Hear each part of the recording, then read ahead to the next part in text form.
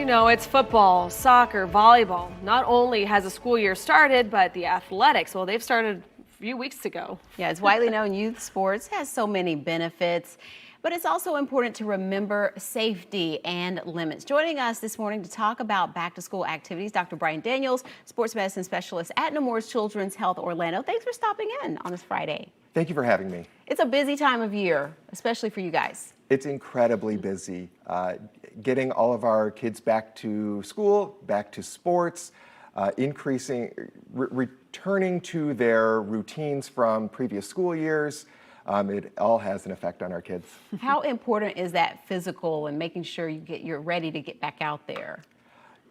Undergoing a pre-participation physical is incredibly important.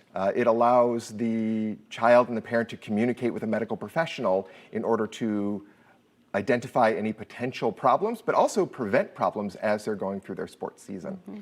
All right, so you might have one of the younger kids, you're trying to figure out what sport they're into, and you're kind of, sampling through. What would you tell parents, how to prep them? I mean, do you do sometimes conditioning with the kids? Do you not? Do you try to pick one sport? I mean, what would be kind of a good, diving point there?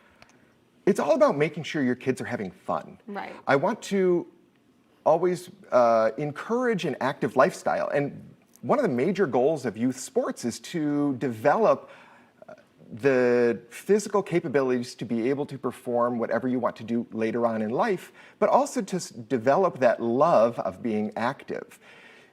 Being active throughout life prevents a lot of chronic diseases as we get older, your heart disease, your diabetes, et cetera, and starting early on really helps us develop those that lifelong love of being involved in sports. And so it's really important to make sure that your kid is having fun. So not pressuring them to engage in activities for too long of a period of time, giving them some breaks, allowing them to do multiple sports. Figuring out what they really love as opposed to focusing on performance is going to be very important. And what about when it comes to deciding when it's time to let go of something? Because sometimes maybe it's your dream that you want your kid to do this activity, but then it's not gelling, maybe they don't like it, or they just need a break. How can you sort of negotiate that with your child? Being open and honest with them is incredibly important. We know that being involved in sports increases your happiness and well-being and decreases your likelihood of having issues in school and decreases your likelihood of having mental health crises.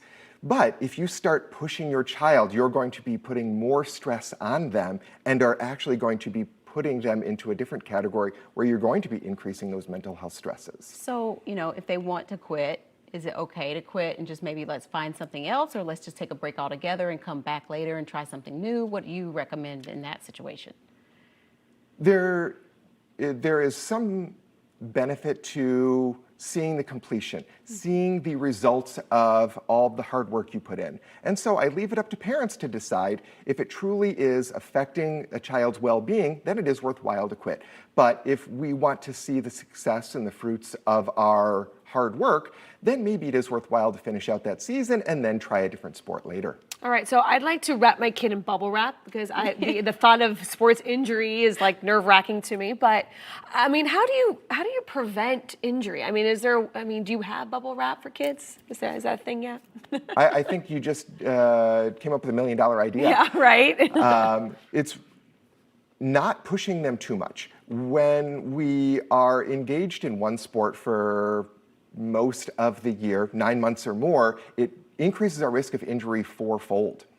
And giving some time off, and it doesn't have to be 3 months consecutively, it could be 3 months throughout the year, giving some time for recovery, rebuilding, and potentially trying out another activity can be really helpful. That allows the body to accommodate to different types of stress and develop muscle groups that are not normally involved in that primary sport. And this really does help reduce injuries. And Dr. Daniels, we talked about not overbooking it too, but when you look at getting started again in the seasons, you said you see a lot of people come in for just pushing a little too hard. So we also need to build up to better strength and agility. We absolutely do.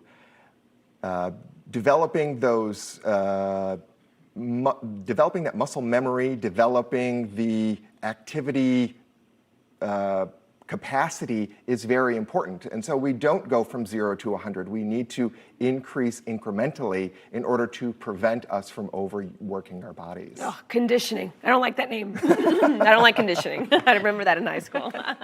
And they have to be careful in this heat, like you said, make accommodations for the time, the shade, taking plenty of water breaks too. Absolutely.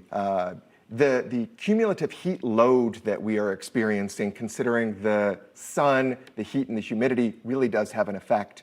And so being able to take those water breaks in a shaded area, going into the air conditioning, and even trying to cool from the inside, so making sure you're adding some ice to your drinks, can all be really helpful in order to prevent us from having heat illnesses as we progress through our sports season. All right, well, hopefully not too many have to come see you. Thank you so much. Thank you for having me.